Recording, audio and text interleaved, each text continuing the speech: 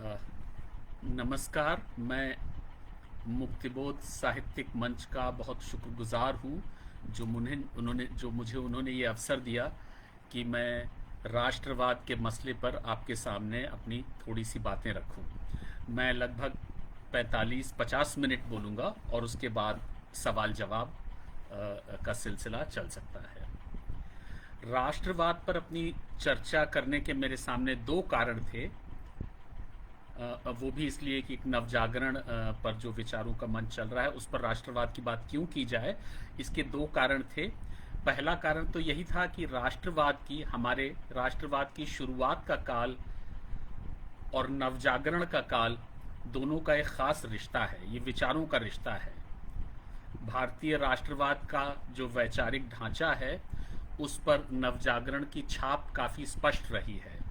तो एक को समझने के लिए मुझे लगता है कि दूसरे को समझना बहुत ज़रूरी है। दूसरी वजह मेरी ये थी कि अगर हम आज की अपनी दुनिया समाज को देखना समझना चाहते हैं, इसकी उपलब्धियां, इसकी सीमाएं, इसकी कमज़ोरियां, तब भी राष्ट्रवाद पर चर्चा ज़रूरी है और एक ऐतिहासिक नज़रिए से चर्चा ज़रूरी है। तो इन दोनों क्लैरिफिकेशंस के साथ मैं अपनी बात शुरू करता हूँ। राष्ट्रवाद के बारे में, भारतीय राष्ट्रवाद के बारे में सबसे पहली बात जो मैं कहना चाहूँगा वो ये है कि ये आधुनिक फिनोमिनन है, 19वीं सदी का फिनोमिनन है। तो जब हम उसके इतिहास की बात करते हैं, उसकी शुरुआत की बात करते हैं, तो अपने इतिहास के इतिहास में बहुत पीछे जाने की हमें ज़रूरत नहीं है। 19वीं सदी पर फोकस करना काफ़ी ज़रूरी है। और साथ ही ये समझना भी ज़रूरी है कि हमारे राष्ट्रवाद का एक सिरा विश्व के इतिहास से जुड़ा हुआ है। चूँकि 19वीं सदी का समय है, भारत में जो कुछ भी हो रहा है उसको दुनिया से बिल्कुल अलग करके नहीं देखा जा सकता। तो हमारे राष्ट्रवाद का एक सिरा विश्व के इतिहास से जुड़ा हुआ है और दूसरा सिरा भारत की अपनी विशिष्टताओं से, अपनी डिस्टिंक्टिव फीचर्स से। कहने का मतलब ये कि अगर हम भारतीय राष्ट्रवाद को समझना चाहते हैं तो हमें एक तरफ तो 19वीं सदी के दुनिया के इतिहास को समझना होगा और दूसरी तरफ हमको भारत का 19वीं सदी में जो समाज था, जिस तरह के विचार आ रहे थे, जो डेवलपमेंट्स हो रहे थे, उनको समझना बहुत ज़रूरी होगा। लेकिन इसके साथ साथ भारत इसके अपने राष्ट्रवाद की आधुनिकता पर जोर बहुत ज़रूरी है। इसको हम एक चिरंतन, पुरातन, शाश्वत फिनोमिनन के रूप में ना देखें, बल्कि एक आधुनिक फिनोमिनन के रूप में देखें जिसकी की शुरुआत 19वीं सदी से होती है। ऐसा करना इसलिए ज़रूरी है कि राष्ट्रवाद को समझने के लिए हमें उसकी आत्म छवि से उसको अलग करके देखना ज़रूरी है। राष्ट्रवाद की एक अपनी सेल्फ इमेज होती है, एक अपनी आत्म छवि होती है। हमारे ही देश की नहीं बल्कि दुनिया के अधिकतर राष्ट्रों की, अधिकतर राष्ट्रवादों की ये एक आत्म छवि का हिस्सा है कि वे अपनी एक सनातन प्राचीन छवि प्रस्तुत करते हैं। वे अपने आप को, राष्ट्रवाद को, राष्ट्रीयता को इतिहास में 1000 और 1500 और 2000 साल पीछे ले जाते हैं। लेकिन राष्ट्रवाद का यथार्थ इसके काफ़ी विपरीत है। तो हमें उसका अगर यथार्थ समझना है तो उसको एक आधुनिक फिनोमिनन के रूप में देखना होगा और उसकी जो एक अपनी आत्म छवि है, वो चाहे भारतीय राष्ट्रवाद हो, चाहे और भी किसी देश का राष्ट्रवाद हो, उसकी आत्म छवि से उसको अलग करके देखने की ज़रूरत है। उसकी आत्म छवि को यथार्थ सहज रूप से मान लेने में कुछ समस्याएं हैं, कुछ तार्किक समस्याएं हैं। अब मैं अपनी कहानी शुरू करता हूँ राष्ट्रवाद की शुरुआत की, उसके विकास की। 19वीं सदी के उत्तरार्ध में, उसके दूसरे हिस्से में, भारत की कम्युनिटी प्रोफाइल या भारत की एक जो सामुदायिक तस्वीर थी, भारत में किस तरह के समुदाय थे, उसमें एक बहुत खास तब्दीली हम देख सकते हैं। 19वीं सदी के दूसरे हिस्से थे। छोटे छोटे स्थानीय समुदाय, भाषा पर आधारित, क्षेत्र पर आधारित, ग्राम पर आधारित, रीति रिवाज पर आधारित, कॉमन रिसोर्सेज की, साझा रिसोर्सेज को शेयर कर, संसाधनों की हिस्सेदारी पर आधारित, इस तरह के जो हमारे समुदाय थे, उनकी जगह एक नए तरह के समुदाय की शुरुआत हो रही है। हम देखते हैं कि 19वीं सदी के दूसरे हिस्से में एक नए बहुत विशाल समुदाय का निर्माण हो रहा है। ये समुदाय देशव्यापी है, किसी एक क्षेत्र, छोटे क्षेत्र या धर्म या भाषा या संस्कृति पर आधारित नहीं है। इस विशाल भूभाग में, भारत बहुत बड़ा देश था, और इस विशाल भूभाग में रहने वाले लोगों को एक नया एहसास हो रहा था कि वे एक दूसरे से जुड़े हुए हैं और एक नई एब्स्ट्रैक्ट अदृश्य समुदाय है, एक नया एब्स्ट्रैक्ट अदृश्य समुदाय है, उसका हिस्सा है, एक बहुत विशाल समुदाय का हिस्सा है।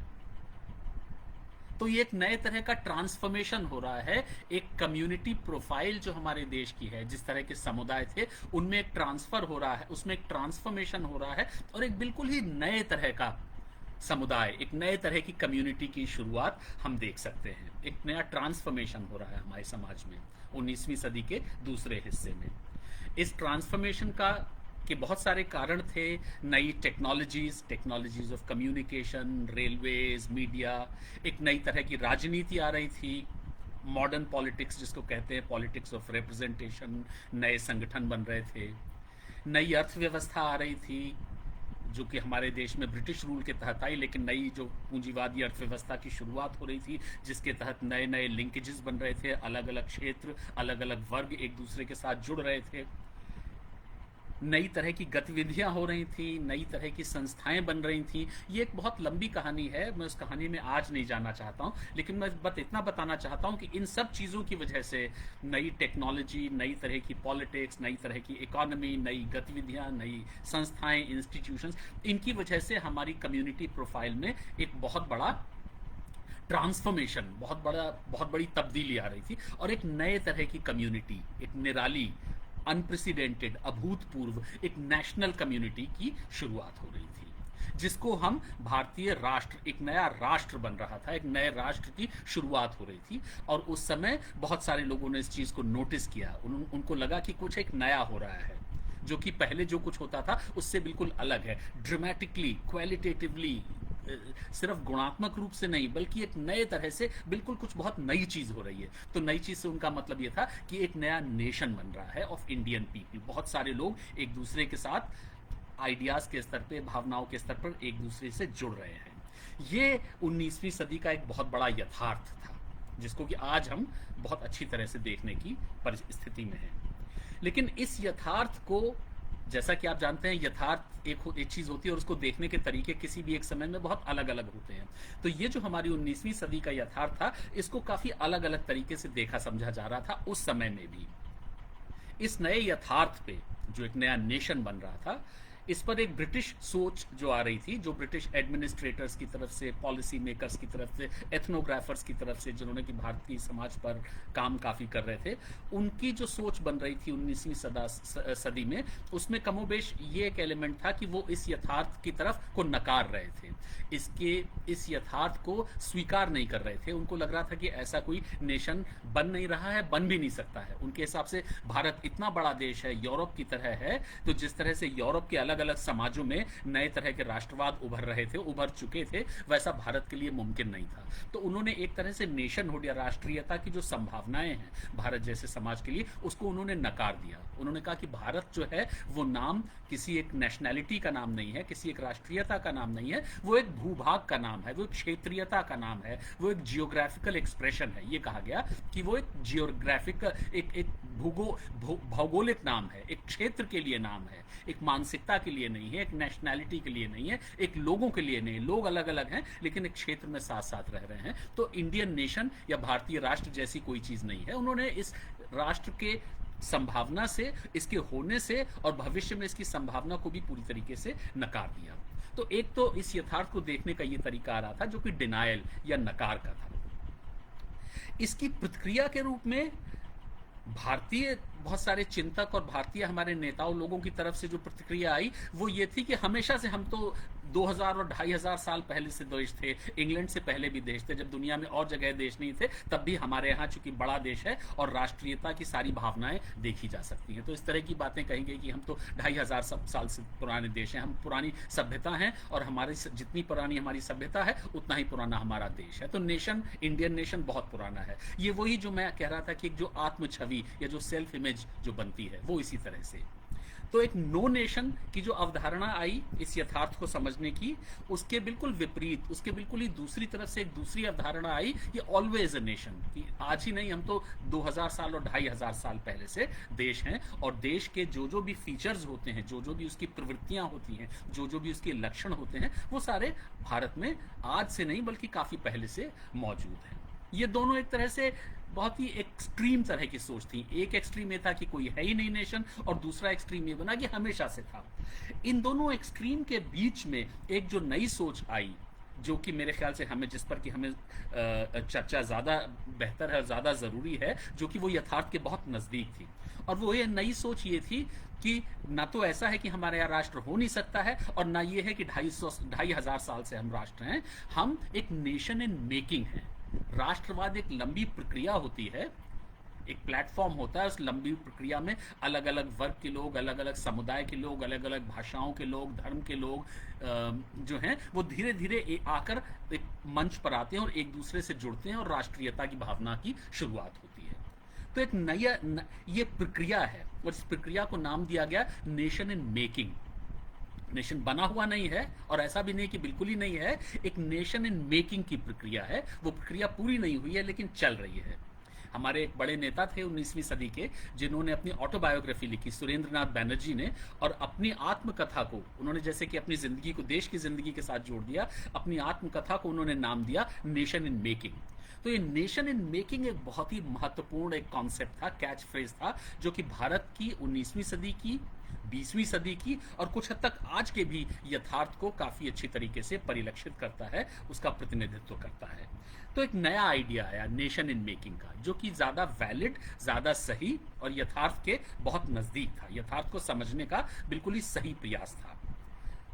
मतलब यह कि हमारा भारतीय राष्ट्र पूरी तरीके से निर्मित नहीं है, लेकिन एक प्रक्रिया की शुरुआत हो चुकी है, एक जटिल, दूरगामी, लंबी प्रक्रिया की शुरुआत हो चुकी है, जिस प्रक्रिया में एक भारतीय राष्ट्र का निर्माण हो रहा है।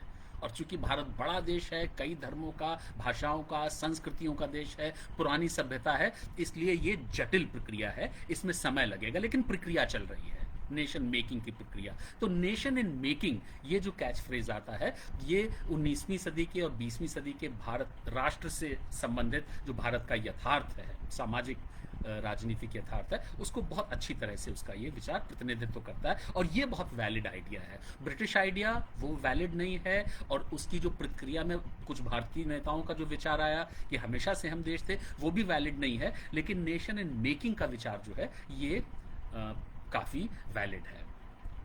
ये प्रक्रिया, नेशन मेकिंग की प्रक्रिया, राष्ट्र निर्माण की प्रक्रिया, राष्ट्र विकास की प्रक्रिया, राष्ट्रीयता की भावना की विकास की प्रक्रिया, ये अपने बुनियादी शक्ल सूरत में एक राजनीतिक प्रक्रिया थी, लेकिन इसके महत्वपूर्ण आर्थिक, सांस्कृतिक, धार्मिक और साहित्यिक पहलू भी थे। तो ये प्रक्रिया तो राजनीतिक थी और दुनिया भर में रही है। राष्ट्रवाद का मतलब ये है कि कुछ लोगों का, बहुत सारे लोगों का ये मानना कि सरकार, स्टेट जो है, वो उनकी अपनी रिप्रेजेंटेटिव होनी चाहिए। स्टेट और सोसाइटी का एक ऑर्गेनिक रिश्ता होना चाहिए। State should eminent from the society and society should have its own state. इस तरह से हो कि स्टेट कहाँ खत्म होती है, सोसाइटी कहाँ शुरू होती है, ये फर्क मिट जाएगा।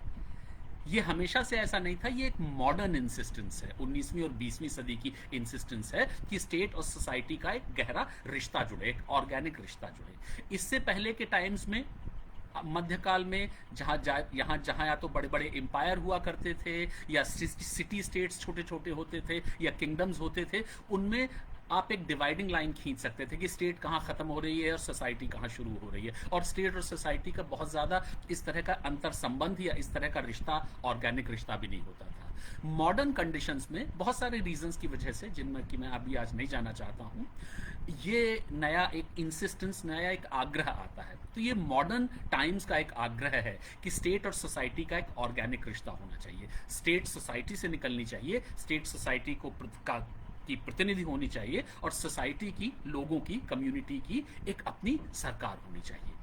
ये हर राष्ट्रवाद की परिभाषा है, ये भारतीय राष्ट्रवाद की भी परिभाषा है। अगर इसको हम परिभाषा को भारत पे लागू करेंगे तो हम ये कहेंगे कि भारत के लोगों ने ये कहना शुरू किया, ये आग्रह करना शुरू किया कि हम लोगों की अपनी एक सरकार होनी चाहिए, सरकार हम में से होनी चाहिए, वो हमारा प्रतिनिधित्व करे। और ये बात बहुत ही स्पष्ट रूप से जब राष्ट्रीय आंदोलन के दौरान में आगे आती है।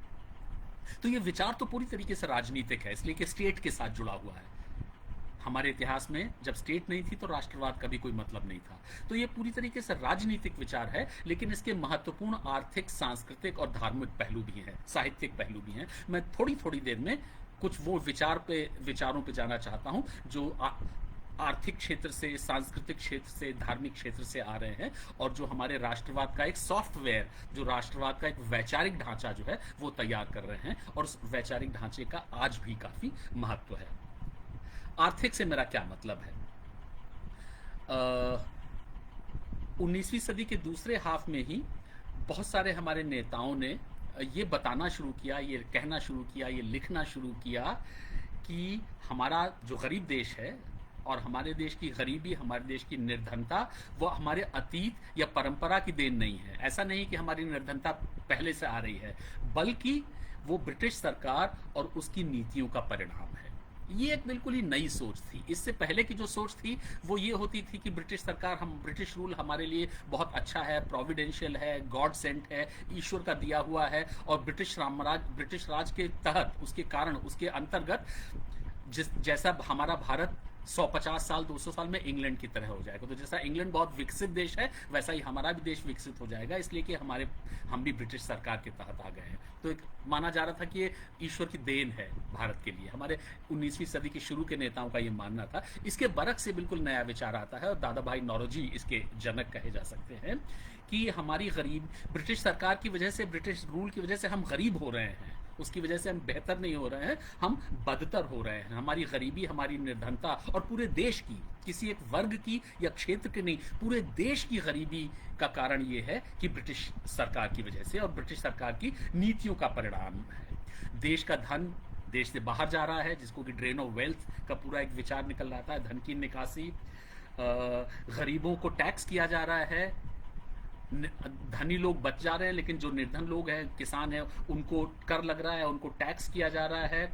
जो औद्योगिक नीति है वो हमारे देश के हित में नहीं है, देश के हक में नहीं है। हम जिन चीज़ों का निर्यात करते थे, टेक्सटाइल, वो हमें अब आयात करना पड़ रहा है। तो हमारी जो सरकार जो नीति बना रही है, औद्योगिक नीति और इंपोर्ट एक्सपोर्ट, आयात निर्यात की नीति, वो देश के हित में नहीं है, उसकी वजह से देश का नुकसान हो रहा है। हमारे कुटीर उद्योगों का विनाश हो रहा है, जिसको कि अनौद्योगिकरण कहा गया। इस शब्द का इस्तेमाल उन्होंने नहीं किया, लेकिन वो फिनोमेनन समझाया, वो प्रक्रिया उन्होंने बताई कि हमारे कुटीर उद्योगों का नाश हो रहा है, लोगों में बेरोजगारी आ रही है, वगैरह वगैरह। कुल मिला के ये कहा गया, इन सब सारे विचारों को इकट्ठा हम रख के देखें, कि साम्राज्यवादी शासन, ब्रिटिश साम्राज्यवादी शासन हमारे पूरे देश के हितों के विरुद्ध है।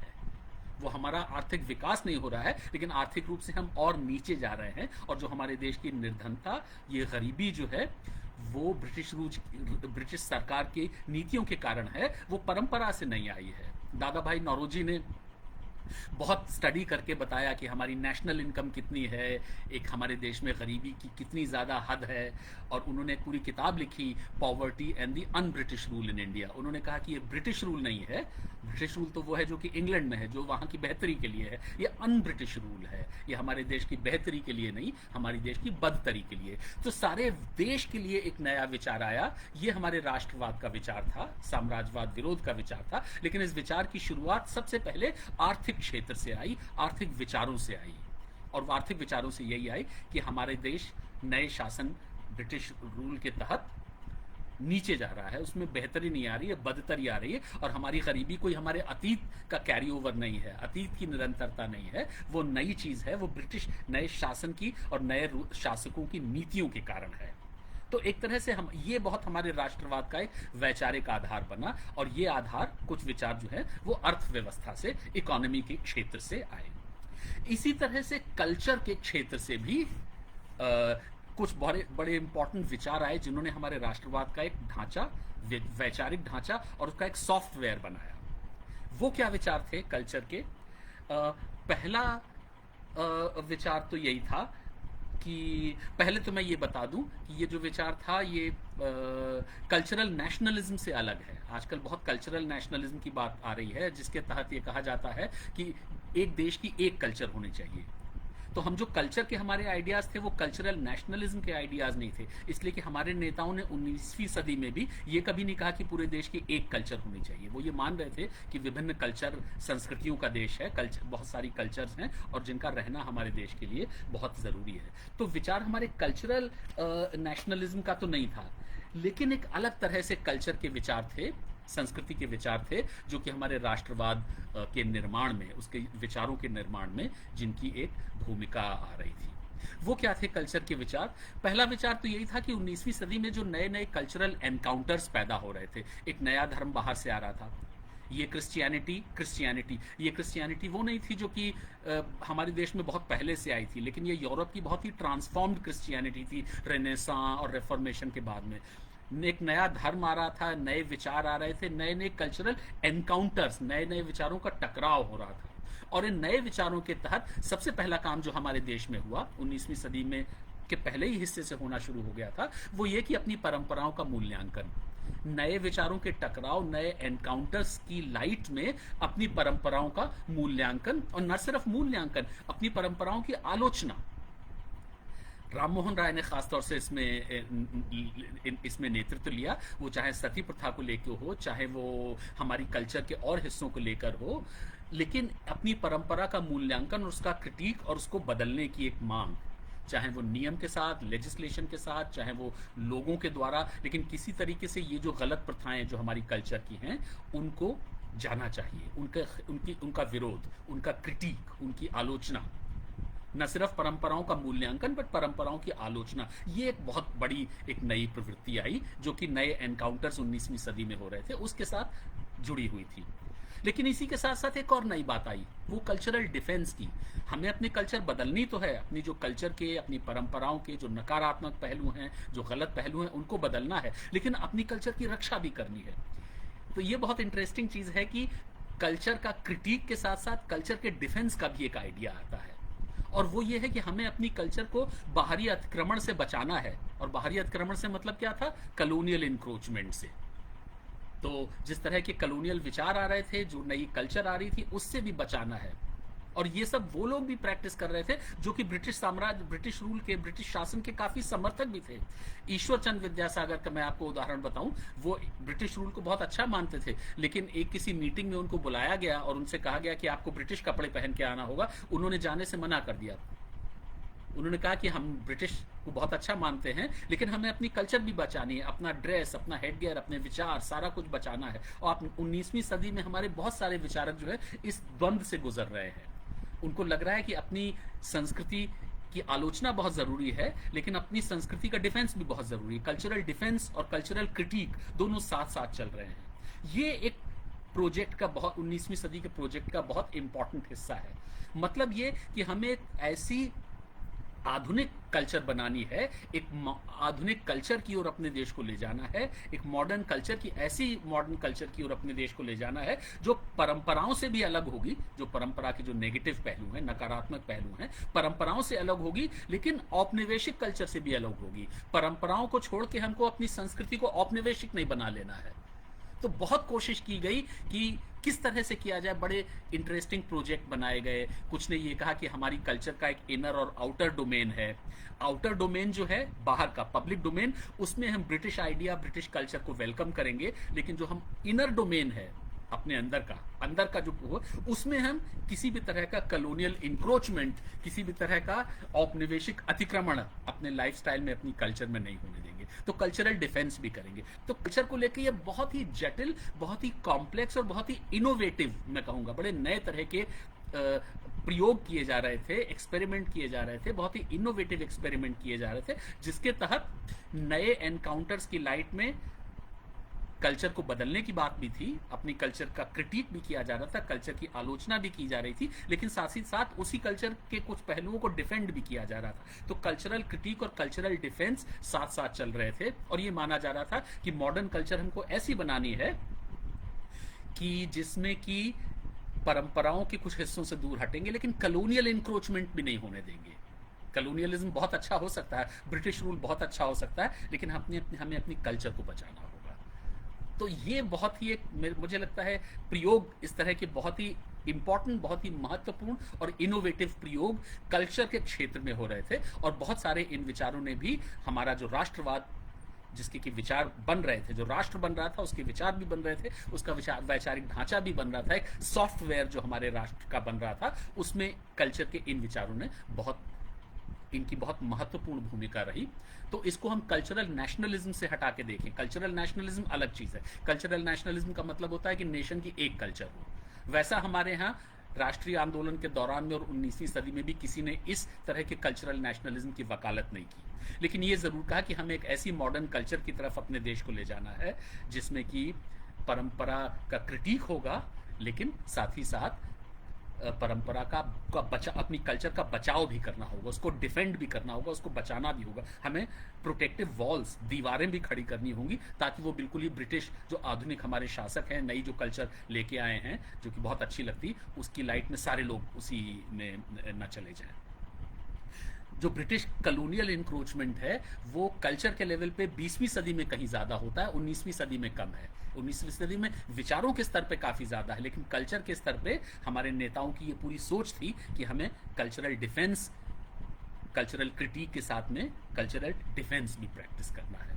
तो इकोनॉमी के आइडियाज़ के साथ साथ में जो कल्चर का क्षेत्र है, जो संस्कृति का क्षेत्र है, जो संस्कृति की फील्ड है, वहाँ से भी बहुत ही महत्वपूर्ण और इंटरेस्टिंग, कॉम्प्लेक्स और बहुत ही जटिल और बहुत ही इंटरेस्टिंग आइडियाज़ आ रहे हैं, जो हमारे राष्ट्र के एक वैचारिक जो ढांचा है, वैचारिक खाका जो है, उसको बनाने में काफ़ी मदद कर रहे हैं। इसी के साथ रिलीजन से भी आइडियाज़ आते हैं, और रिलीजन के क्षेत्र से और भी ज़्यादा कॉम्प्लेक्स, और भी ज़्यादा जटिल आइडियाज़ आते हैं, इसलिए कि भारत जैसे देश के लिए रिलीजन की एक बहुत ख़ास चुनौती रही है, एक बहुत ख़ास चैलेंज रहा है, जिससे कि आप सब लोग वाकिफ़ हैं। रिलीजन के क्षेत्र में और इसमें हमारे विचारों के नेता थे बंकिम, विवेकानंद, दयानंद सरस्वती, और कुछ समय के बाद में 20वीं सदी में अरबिंदो घोष भी। हमारे इन नेताओं के सामने एक बहुत बड़ा सवाल था, एक बहुत बड़ी चुनौती थी। हम लोग जूझते तभी हैं जब हमारे सामने सवाल बहुत महत्वपूर्ण आते हैं, ये तो लगातार हर समय की बात है। और हमारे इन नेताओं के सामने जो बड़ा सवाल था, बंकिम के सामने खासतौर से, लेकिन और भी लोगों के सामने, वो ये कि एक प्राचीन, समृद्ध, रिच हमारी जो सभ्यता है, विशाल सभ्यता है, वो एक बहुत छोटे से शासकों के अधीन कैसे हो गई आधुनिक समय में। इतनी बड़ी सभ्यता जिसके बारे में कि इतना कुछ लिखा गया है, और विलियम जोन्स और मैक्स मिलर के विचारों से भी हमारे नेता वाकिफ थे, तो ओरिएंटलिज्म के विचारों का भी, प्राच्यविदों के विचारों का भी असर था। तो लगातार ये सवाल उनके सामने सवाल था कि हमारी इतनी समृद्ध, इतनी विशाल, इतनी बड़ी सभ्यता, वो आधुनिक काल में ऐसा कैसे हो गया कि बहुत सी छोटे से, यूरोप के छोटे से देश ने आके हम पे कब्जा कर लिया। और ये कब्जा सिर्फ राजनीतिक नहीं है, ये आर्थिक भी है, सांस्कृतिक भी है, हर तरह का है। ऐसा कैसे हो गया? ये बहुत बड़ा सवाल था उनके सामने, और इस सवाल का जवाब उनको कई दिशाओं में ले जाता है। एक तो कई ड्युअलिटीज में ले जाता है, कई तरह की बाइनरी में ले जाता है। पहली बाइनरी तो बहुत क्लियर है, स्पिरिचुअलिज्म वर्सेस मटेरियलिज्म। इसकी शुरुआत 18वीं सदी के अंत में हो चुकी थी, लेकिन वो काफ़ी मानते हैं कि हमारी बेहतरी, हमारी सुपीरियॉरिटी जो है, हमारी श्रेष्ठता जो है, वो स्पिरिचुअल क्षेत्र में है। लेकिन जो नई सिविलाइजेशन है, जो मॉडर्न यूरोप की सिविलाइजेशन है, इनकी बेहतरी, इनकी सुपीरियॉरिटी मटेरियल, भौतिक क्षेत्र में है। तो स्पिरिचुअलिज्म वर्सेस मटेरियलिज्म, इस तरह की बाइनरी में उन्होंने अपने सवाल का जवाब ढूंढने की कोशिश की। कुछ लोगों ने इसको रिलीजन वर्सेस पॉलिटिक्स, धर्म बनाम बरक्स राजनीति की तरह से देखा। विवेकानंद ने खासतौर से, विवेकानंद ने कहा कि आप आधुनिक यूरोप के समाजों में राजनीति बहुत इंपॉर्टेंट हो गई है, लेकिन अगर आप भारत के समाज को समझना है तो उसमें को राजनीति से हम नहीं समझ सकते हैं, धर्म से समझेंगे। उन्होंने कहा कि religion is to India what politics is to Europe. तो यूरोप के समाज में, यूरोप के जीवन में, यूरोप के लोगों की जिंदगी में जो महत्व राजनीति का है, वो महत्व भारत के में धर्म, भारत की जनता में धर्म का लोगों का है। इसी तरह से उन्होंने अपना जवाब इस चीज़ में ढूंढा। इसी तरह से कुछ लोगों ने कहा कि हम पराजय हमारी सामाजिक नहीं है, वो टेक्नोलॉजी के क्षेत्र में है, हम एक मॉडर्न टेक्नोलॉजी से हार गए हैं। यूरोप से एक मॉडर्न टेक्नोलॉजी आई है और उसकी टेक्नोलॉजिकल सुपीरियॉरिटी है, हमारी सोशल सुपीरियॉरिटी है। तो लगातार ये कोशिश है कि हम सुपीरियॉरिटी अपनी कंसीड ना कर दें, हम ना ये ना मान बैठे कि हम उनसे बदतर हैं सिर्फ इसलिए कि उन्होंने हम पे कब्जा कर लिया है, इसलिए हम ये ना मानने लगे कि वो हमसे बेहतर है। हम उनसे बेहतर हैं, लेकिन फिर भी हमें इस सवाल का जवाब देना होगा कि ऐसा कैसे हुआ कि उन्होंने हम पे कब्जा कर लिया। तो कुछ लोगों ने स्पिरिचुअलिज्म वर्सेस मटेरियलिज्म में जवाब ढूंढा, कुछ ने रिलीजन वर्सेस पॉलिटिक्स में ढूंढा, कुछ ने टेक्नोलॉजी में ढूंढा, लेकिन लगातार ये विचार सबने आगे रखा कि जहां तक सिविलाइजेशन का सवाल है, जहां तक धर्म का सवाल है, हम उनसे बेहतर है, हम उनसे आगे हैं। लेकिन यथार्थ ये है कि किसी कारणवश, बहुत सारे कारणवश, हम आज उनके कब्जे में आ गए हैं, लेकिन हमारी अपनी बेहतरी है, हम सुपीरियर है, अपनी सुपीरियॉरिटी हम कंसीड नहीं कर सकते। तो कुल मिला के इस तरह के विचारों का प्रतिपादन हुआ धर्म के क्षेत्र से, जो कि पूरे भूभाग पर लागू हो रहे थे। जब हमारे नेता लोग ये बात कर रहे थे तो वो किसी एक क्षेत्र, एक वर्ग, एक समुदाय की बात नहीं कर रहे थे, वो पूरे देश की बात कर रहे थे।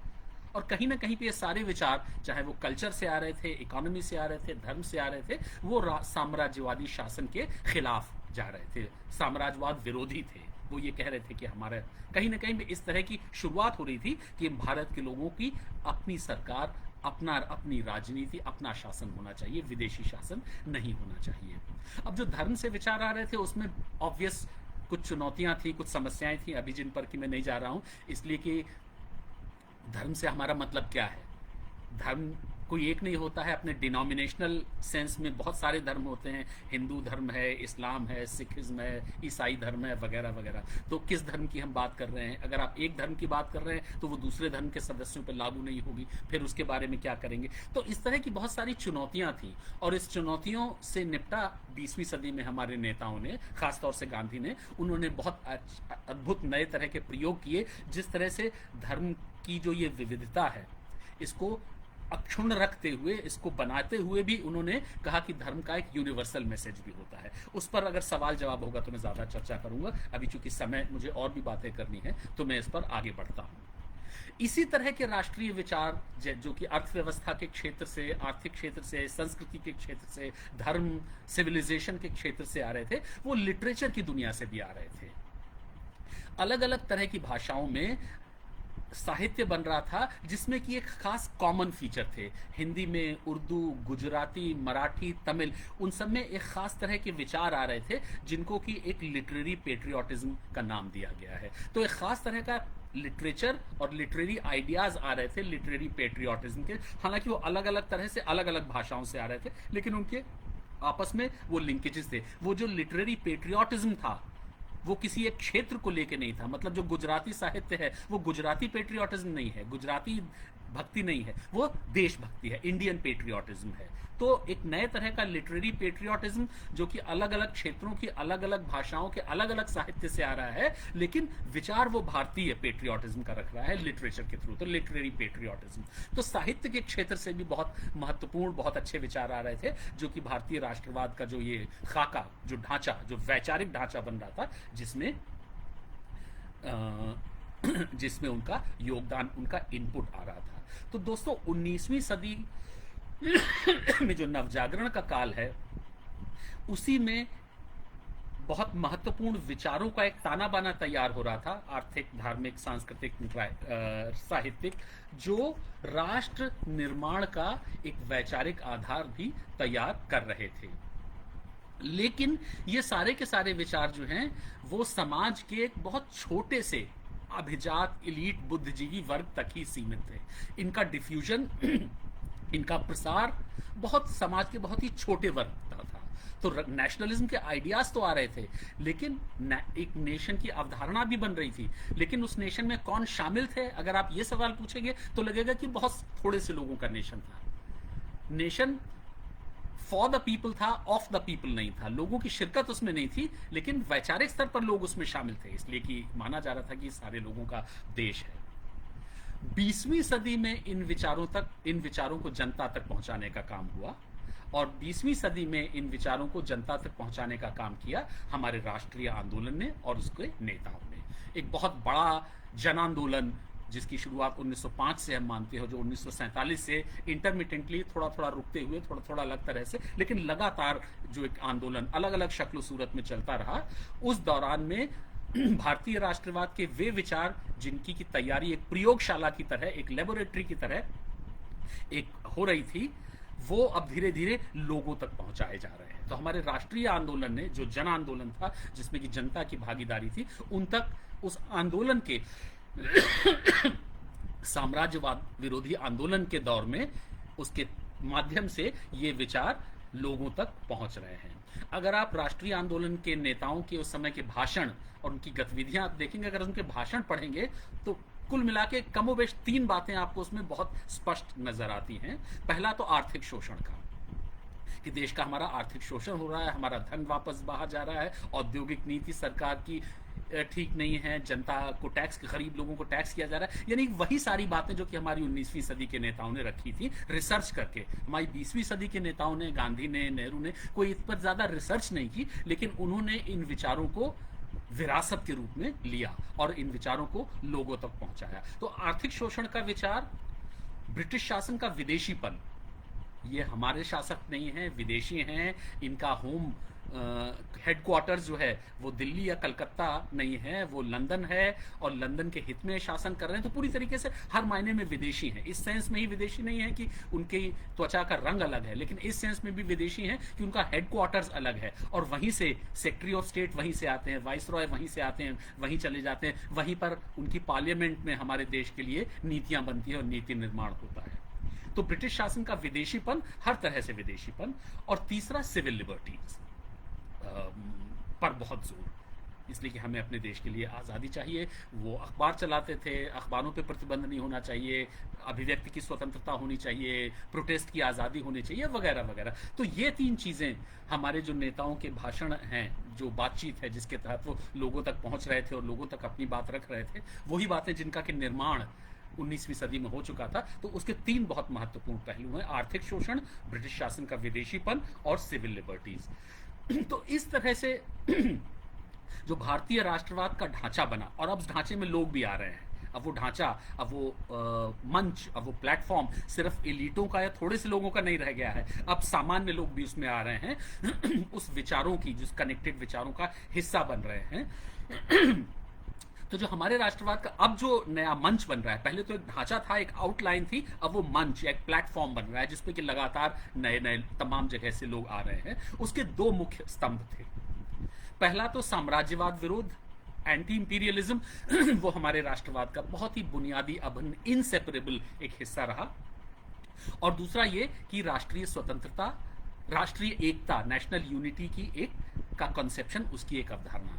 इससे कहने का मेरा मकसद ये है कि अगर आप 20वीं सदी के शुरू के डेकेड्स, शुरू के दहाइयों का इतिहास पढ़ें और अगर आपके सामने ये सवाल है कि कौन नेशनलिस्ट था, कौन नहीं था, कौन सी संस्था थी या नहीं थी, तो इसका एक टच स्टोन, उसका एक बैरोमीटर जो मेरे आगे है वो ये है कि जो लोग इन 2 विचारों में को प्रैक्टिस कर रहे हैं, इन 2 विचारों को आगे रख रहे हैं, साम्राज्यवाद विरोध और राष्ट्रीय एकता की अवधारणा, तो उसको हम इंडियन नेशनलिस्ट का प्रैक्टिशनर, प्रचारक और बिलीवर मानने वाला कह सकते हैं।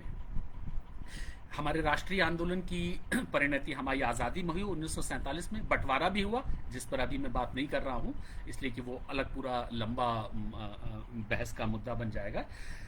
1947 के बाद में इस मंच में, इस विचारों का जो ढांचा, जो खाका बना, उसमें सबसे बड़ी पहली चुनौती ये आई कि जो 2 मुख्य स्तंभ थे, साम्राज्यवाद विरोध और राष्ट्रीय एकता का कंसेप्शन, उसमें साम्राज्यवाद का विरोध का प्रोजेक्ट एक तरह से पूरा हो गया था। अब उस स्तंभ का, उसका कोई, उस पिलर का उतना मतलब नहीं रहा। अब उसकी तरफ, उसकी जगह में हमारे राष्ट्रवाद का नया आधार क्या हो, ये लगातार एक सब बहुत बड़ा सवाल था। और एक खतरा भी उसमें शामिल था, और खतरा शामिल ये था कि अगर एक नया स्तंभ हमें चाहिए है, इसलिए कि राष्ट्रवाद का जो ढांचा है वो कुछ स्तंभ पर टिका रहेगा, और उसके स्तंभ क्या होंगे? अब साम्राज्यवाद विरोध नहीं रहा है, तो कहीं ऐसा ना हो कि वही एक भाषा, एक संस्कृति, एक धर्म वाला मसला फिर से आ जाए। मतलब यूरोप में जिस तरह से नेशंस बने थे, वो हमारे यहाँ वो फ्लो और वो एनर्जीज फिर से ना आ जाएं। क्योंकि उनका उनमें बहुत निहित खतरे थे। तो ये डर था कि जो साम्राज्यवाद विरोधी स्तंभ है इसको जो रिप्लेस करेगा वो ऐसा वाला स्तंभ, ऐसा पिलर ना आ जाए जिसमें कि जो एक भाषा, एक धर्म, एक संस्कृति पर आधारित हो। तो क्या किया जाए? तो इस खतरे से बचने के लिए फिर से नए नए प्रयोग किए गए, नए नई कोशिश की गई। ये माना गया कि जब इकोनॉमिक आर्थिक विकास होगा, इकोनॉमिक डेवलपमेंट होगा, तो वो देश के लोगों को एक दूसरे के साथ जोड़ेगा। लेकिन ये भी पता था कि आर्थिक विकास, आधुनिक आर्थिक विकास ऐसा होता है कि उससे उससे विषमताएं बढ़ती हैं, डिस्पैरिटीज बढ़ती हैं, धनी और धनी हो जाते हैं, एकदम से नई वेल्थ जो आती है वो सब लोगों तक बहुत ही एक तरीके से नहीं पहुंचती है, तो उसमें तो और नया राष्ट्र के सामने नया खतरा आ जाएगा। तो जवाहरलाल नेहरू जो कि हमारे इस राष्ट्रवादी प्रोजेक्ट के नेता थे, उन्होंने एक नया शब्द दिया, नया विचार दिया, इमोशनल इंटीग्रेशन। उन्होंने कहा कि हमें देश की जनता को इंटीग्रेट करना है, एक भाषा, एक धर्म, एक संस्कृति के आधार पर नहीं, बल्कि इमोशनल इंटीग्रेशन करना है। अब बहुत क्लियर नहीं था कि इमोशनल इंटीग्रेशन से मतलब क्या है, लेकिन इसके लिए वो सीरियस बहुत थे।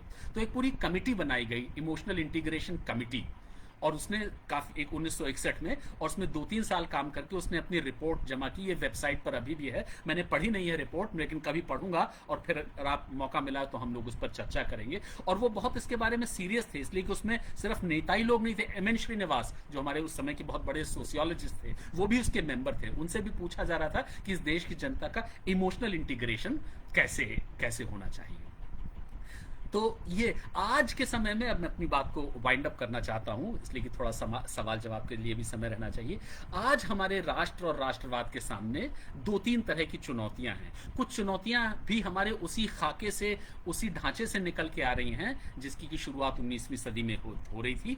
कुछ चुनौतियां उन सवालों से आ रही हैं जो कि अनरिजॉल्व रह गए, जिन सवालों को हल नहीं कर पाए, जो सवाल की शक्ल सूरत में रह गए, और वो सवाल जो हैं अब चुनौतियां बन के हमारे सामने खड़े हो रहे हैं। तो हमारे आज के राष्ट्रवाद के सामने कुछ नई चुनौतियां हैं। राष्ट्रवाद का महत्व हमारे जैसे समाज के लिए बहुत ज्यादा है, इस पर तो कोई दो राय है नहीं, इस पर तो बहस करने की जरूरत नहीं है।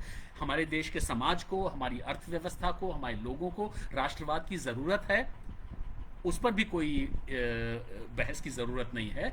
इस राष्ट्रवाद का ढांचा, खाका, विचारों का ढांचा वही होना चाहिए जिसकी की शुरुआत 19वीं सदी में हो चुकी थी। इस पर मुझे कोई किसी तरह का डाउट नहीं है, और मेरा मानना है कि हमारे देश के लिए सबसे बेहतर, सबसे अच्छा राष्ट्रवाद वही होगा जो उस वैचारिक ढांचे के जो ताना बाना बुना गया था उसके अंतर्गत होगा।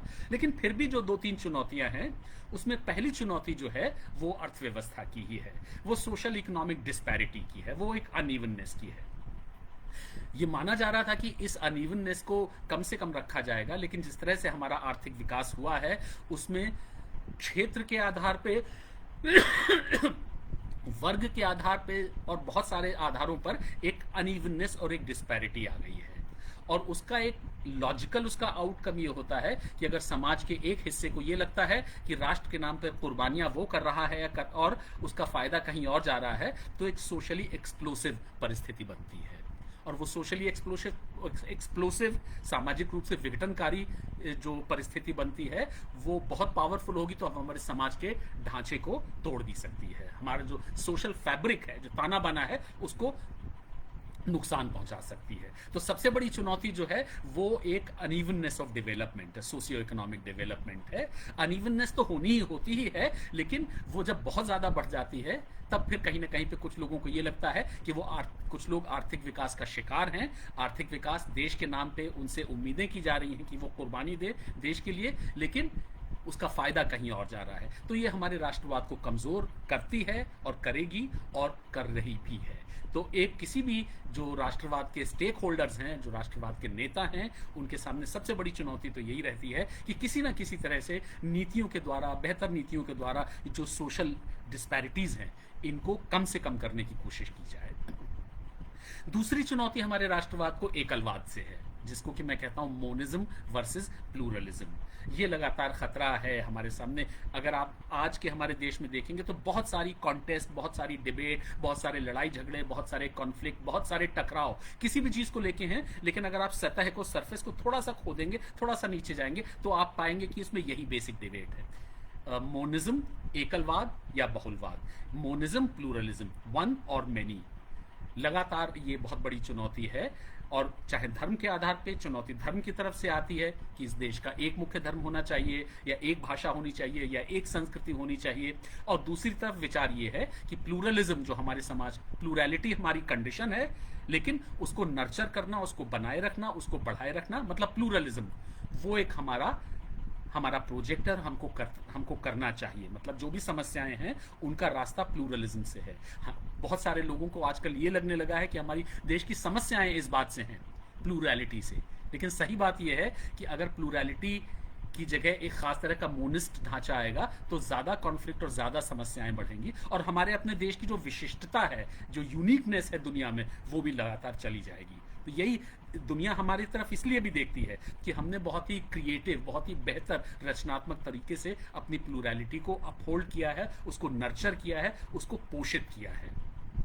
तो दूसरी ये बहुत बड़ी चुनौती है एकलवाद से। लगता है कि कुछ लोगों को लगता है कि हमारे देश का राष्ट्रवाद ऐसा होना चाहिए कि उसका आधार एक धर्म या एक भाषा या एक संस्कृति, एक का डोमिनेशन रहेगा। लेकिन जैसे ही ऐसा होगा तो बहुत सारी कॉन्फ्लिक्ट्स के लिए एक पेंडोराज बॉक्स की तरह होगा, ये कहीं ना कहीं पे बहुत खुलेगा। तो हमारा जो प्लूरैलिटी की कंडीशन है, और उस पर जो 19वीं सदी में जो हमारा प्लूरलिज्म का ढांचा बना था, वो चाहे हमारा नेशनलिज्म हो, हमारा सेक्युलरिज्म हो, उसका बेसिक जो बुनियादी, उसकी जो आत्मा थी, जो बुनियादी स्पिरिट था, वो प्लूरलिज्म का था। वो बहुत बड़ा विचार है, और उसको खतरा आजकल आ रहा है, और वो अफेक्ट कर सकता है हमारे राष्ट्रवाद को। न सिर्फ अफेक्ट कर सकता है, उसको नुकसान भी पहुंचा सकता है और डैमेज भी कर सकता है। तो एक बहुत बड़ी चुनौती जो है वो एकलवाद से है, मोनिज्म से है, एक सिंगल पर फोकस करने से है। दोस्तों, हमारे भारतीय राष्ट्रवाद की जो वैचारिक यात्रा रही है, जिस पर कि मैंने बहुत संक्षेप में आज बात की, वो एक ऐसी रही है कि जो हमारा राष्ट्र बना, भारतीय राष्ट्र, नेशन इन मेकिंग, और आज भी मैं कहूँगा कि हम एक नेशन इन मेकिंग है, वो एक सिविक, मतलब एथनिक नहीं, उसका कोई निर्जातीय आधार नहीं था, सिविक आधार था, सामाजिक आधार था, टेरिटोरियल। वो ये नहीं कहता था कि किसी एक धर्म के लोग राष्ट्र का हिस्सा हैं सिर्फ, वो सारे के सारे लोग जो टेरिटरी में शामिल हैं वो भारतीय राष्ट्र का हिस्सा है। 1943 में महात्मा गांधी से किसी ने पूछा कि अंग्रेज लोग जो यहाँ रह रहे हैं, एंग्लो इंडियंस और तमाम उनका क्या होगा, तो गांधी ने कहा कि वो हमारे सिटीजन बनेंगे, और उतने ही सम्मानजनक सिटीजन्स बनेंगे जितने कि और सब लोग हैं, लेकिन ब्रिटिश साम्राज्यवादी शासन नहीं रहेगा। तो बहुत सारे लोग, जैसे हमारे थे मार्क टली, जो हमारे लीडिंग जर्नलिस्ट हैं, टॉम आल्टर, बहुत सारे लोग जो हैं वो भारतीय सिटीजन बनकर यहाँ पर सम्मान के साथ रहे, इसलिए कि ये माना जाता है ये टेरिटोरियल है, इसमें कोई स्किन का कलर, धर्म वगैरह का कोई भूमिका नहीं, कि उस तरह की भूमिका नहीं है। तो जो हमारा भारत का राष्ट्र जो बना था वो civic, territorial, plural, non coercive, बहुत जोर जबरदस्ती के साथ किसी को राष्ट्र का हिस्सा नहीं बनाना है। देश के बहुत सारे ऐसे उदाहरण हैं जबकि कोअर्शन का इस्तेमाल किया गया है राष्ट्र निर्माण में। हमारे यहाँ शुरू से कोशिश थी कि नॉन कोअर्सिव रहेगा, जोर जबरदस्ती वाला नहीं रहेगा, परसुएड किया जाएगा लोगों को कि इस राष्ट्र का हिस्सा बना रहे। तो ये चारों फीचर्स जो हैं, civic, territorial, plural, non coercive, ये हमारे उसी ऐतिहासिक यात्रा में ये प्रवृत्तियां बनी हैं, पोषित हुई हैं। ये हमारे राष्ट्र की बहुत एक बुनियादी चरित्र है, उसका डीएनए है एक तरह से मैं कहूँगा। अगर इसमें तब्दीलियां आएंगी तो वो हमारी राष्ट्रवाद की उस अवधारणा को कहीं ना कहीं पे नुकसान भी पहुंचाएंगी और उसको डैमेज भी करेंगी।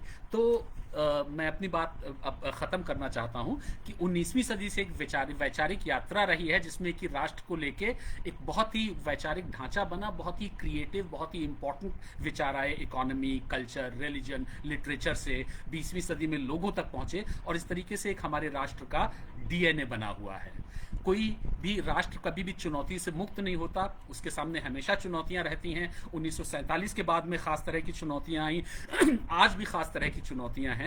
जो 2-3 चुनौतियां मैंने आइडेंटिफाई की वो लगातार हमारे सामने हैं, लेकिन हमारे ही राष्ट्र में बहुत सारी फोर्सेस, बहुत सारी एनर्जी, बहुत सारी ऊर्जा इस तरह की है कि वो इस तरह से हमारे राष्ट्र को पोषित करेगी, इस तरह से हमारे राष्ट्र को बढ़ाएगी कि उसका जो बुनियादी चरित्र है, जो बुनियादी स्वरूप है, civic, territorial, non coercive, plural, वो बना रहेगा, और वही हमारे समाज के लिए बेहतर है, वही हमारे समाज को इस दुनिया में प्रतिष्ठा भी देता है। तो इसके साथ मैं अपनी बात यहाँ पर ख़त्म करता हूँ। लगभग मैंने 40-45-50 मिनट ले लिए। अब अगर सवाल जवाब होगा तो फिर हम लोग अपनी चर्चा उस पर शामिल कर सकते हैं।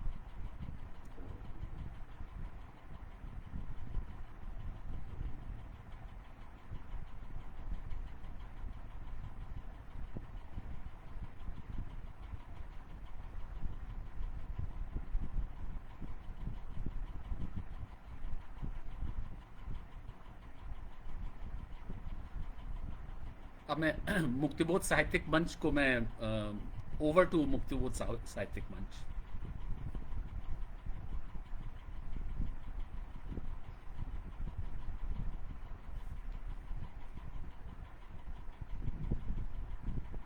जी।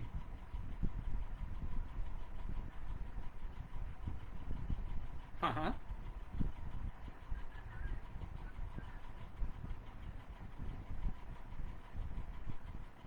जी। जी।